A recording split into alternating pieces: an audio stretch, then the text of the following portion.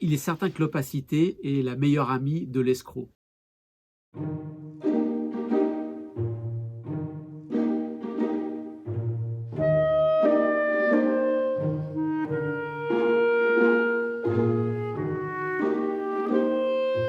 Parce que ce sont des personnages fabuleux, et que ça permet de raconter, des histoires et ça permet en fait de raconter l'histoire de l'économie. Parce que j'ai voulu aller au-delà simplement du récit, j'ai voulu expliquer les grandes escroqueries. J'en couvre à peu près une douzaine entre le XVIIIe siècle et aujourd'hui.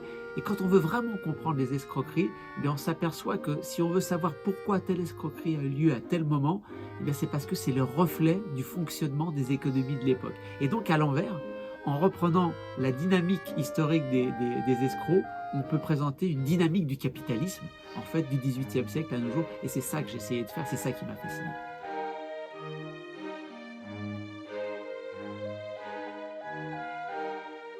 Ça, c'est Christophe Rocancourt, c'est un escroc français qui a dit notre travail, c'est de faire du braquage de cerveau. Ça veut dire quoi? Ça veut dire qu'ils arrivent à construire des histoires dans lesquelles vous rentrez. Et à ce moment-là, on dit aussi que les escrocs sont les aristocrates des voleurs. Pourquoi? Parce qu'un voleur, il vient vous enlever votre argent, alors qu'avec les escrocs, c'est vous-même qui venez apporter votre argent avec le sourire. Ils vous ont construit une histoire dans laquelle vous rentrez et en fait, ils viennent vous subtiliser l'argent grâce à vous-même, à votre propre psychologie, et c'est vous qui amenez l'argent.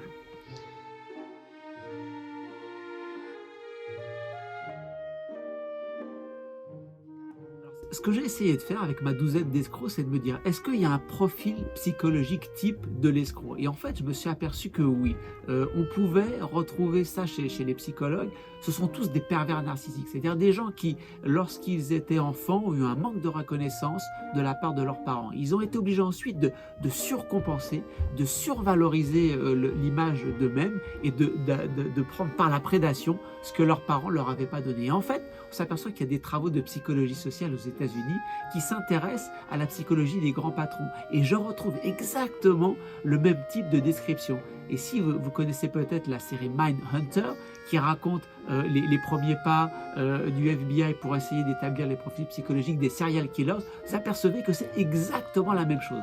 Donc sur la base du même profil psychologique, vous avez des gens qui deviennent des serial killers, des gens qui deviennent des grands patrons de multinationales et des gens qui deviennent des escrocs. Comment est-ce qu'on bascule d'un côté ou de l'autre? Je ne sais pas, peut-être que les psychologues peuvent nous aider, mais c'est absolument fascinant.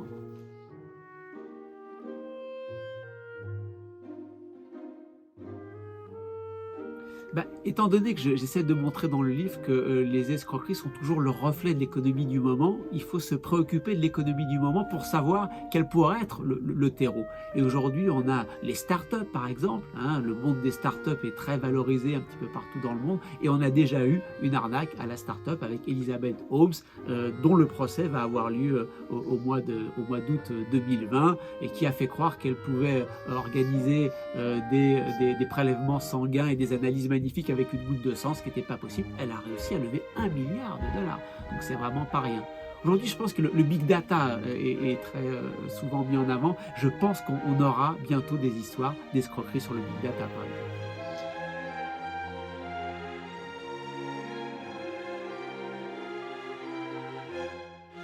Il est certain que l'opacité est la meilleure amie de l'escroc. Et on a vraiment des escrocs de tout type, mais que lorsqu'on s'intéresse aux escrocs financiers, par exemple Ivar Kreuger dans les années 20, par exemple Bernard Madoff, par exemple Michele Sindona, qui est un Italien dans les années 60-70, ils ont tous pu bénéficier du fait que leurs transactions étaient dissimulées, qu'on ne découvre qu'après coup qu'ils sont passés par tel ou tel territoire, tel ou tel paradis fiscal, déjà, pour pouvoir dissimuler leurs opérations. Ivar Kreuger, on est en 1923, il a une cascade de sociétés écrans complètement opaques qui passent par la Suisse, les Pays-Bas, le Liechtenstein. Et si on avait plus de transparence de ces territoires, on aurait pu beaucoup plus tôt montrer qu'il détournait une partie de l'argent et qu'il n'utilisait pas pour l'investir. Michele Sindona, dans les années 60-70, il va utiliser les Bahamas, il va utiliser la Suisse de manière absolument incroyable. Bernard Madoff, bien évidemment, une bonne partie des fonds qu'il va récupérer sont aussi passés par les paradis fiscaux, ces territoires de pleine opacité. Donc oui, bien évidemment, plus de transparence, et comme dans le combat fiscal international, ça permet d'aller beaucoup plus loin et de pouvoir cibler ces comportements délictueux.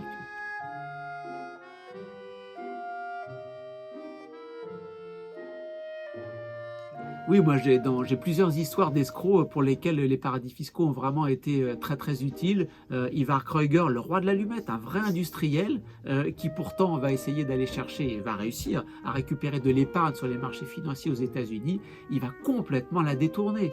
Les Pays-Bas, le Liechtenstein, la Suisse, il va utiliser, on est en 1923, et il utilise une cascade de sociétés écrans complètement opaques, des fausses banques, des fausses transactions qui passent toutes par les paradis fiscaux. Il faudra des années et des années, et on va finir par s'apercevoir de l'escroquerie, pour démêler l'ensemble de ces fils.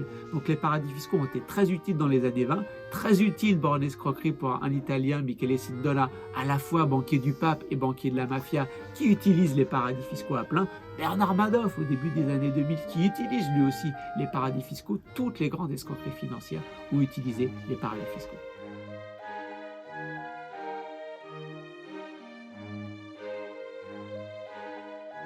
Ben, je ne suis pas sûr que le libéralisme ou la mondialisation permettent de plus escroquer, parce que moi j'ai trouvé des escroqueries purement nationales, comme des escroqueries qui s'appuyaient sur la mondialisation. Alors c'est vrai que la mondialisation permet peut-être d'avoir une organisation beaucoup plus forte, beaucoup plus industrielle de l'escroquerie, et touchant peut-être plus des multinationales et moins des individus. Parce que les escroqueries historiques, 18e siècle, 19e siècle, étaient dans un cadre national, et bien peut-être étaient liées au fait qu'on avait un peu moins de mondialisation. Et c'est vrai qu'au fur et à mesure que la mondialisation s'est ouverte, on a pu avoir des escroqueries beaucoup plus larges et permettant d'aller chercher beaucoup plus d'argent au niveau international. Mais je pense qu'il n'y a pas forcément un lien direct entre mondialisation et escroquerie.